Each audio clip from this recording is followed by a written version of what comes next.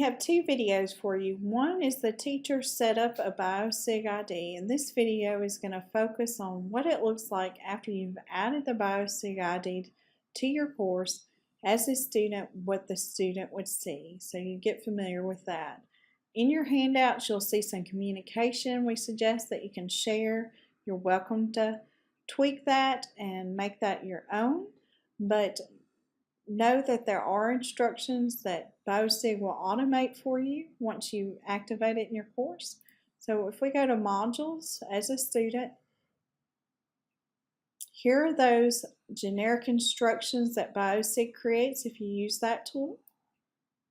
It provides them information and a video that they can watch, as well as a link to their help site to be able to work through the process.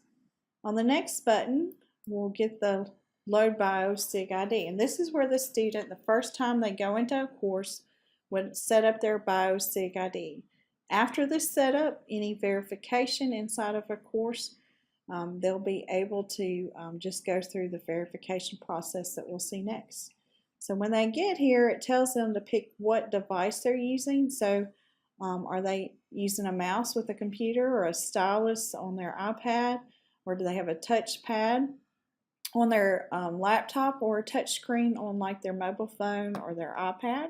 So I'm at my computer, so I'm going to choose mouse, choose next, and then it's going to ask me to create my BIOSig ID, and I just put a set of 4 numbers or a letter password, and so I'm just going to go through this process and then choose next. And I do the same exact thing, and it's going to look for patterns.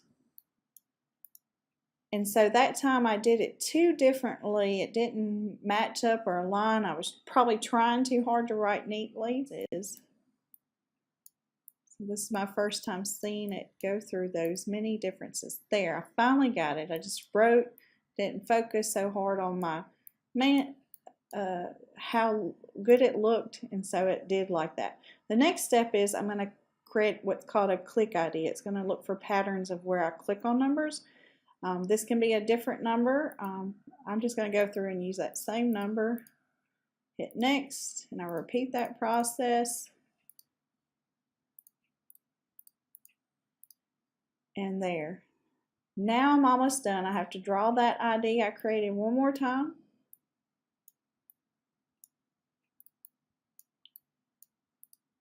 It did not match. Didn't like that one. And so now I'm done. I'm registered and I have my BIOSig ID created. So you see, as a student, we could have errors pop up. Know that it will, if they keep processing it and not focus on how they're writing, but just do it as normal, it will go through fine. So now, if I go through my course, the next time that pops up, I've already registered and created my ID, and so this is actually a quiz. And so let's see what it looks like when I load a quiz. It's going to ask for me to write that ID in.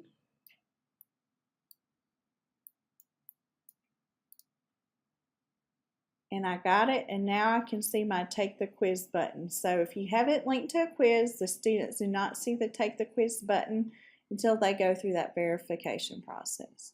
Now let's look at one that was tied to a module. So here's an example of one that I had it at the front of the module. So you see all this other content is not clickable or viewable to the student. They have to click on this first item, and that's the verification item. I changed the name so they don't really know it's the verification. But if I load it in a new window, they'll get that same process.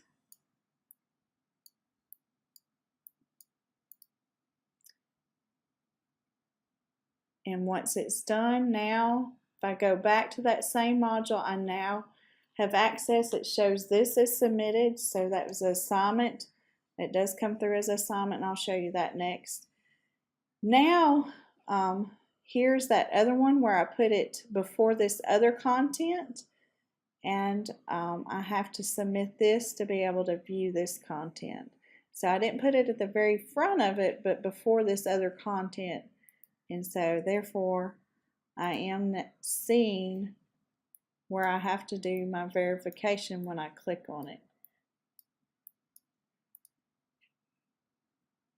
And that is complete. And now I can see that content.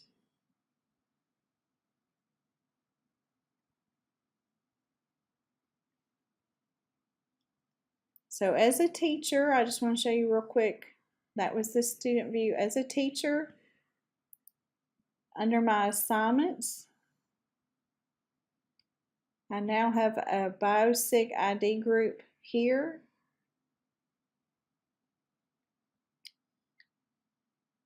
And then if I go to grades,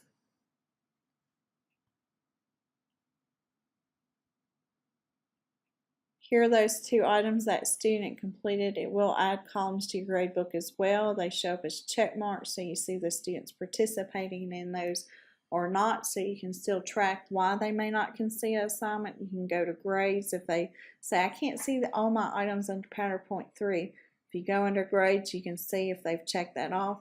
Let them know they have to complete that assignment on that first item, which is part of the BIOSig validation.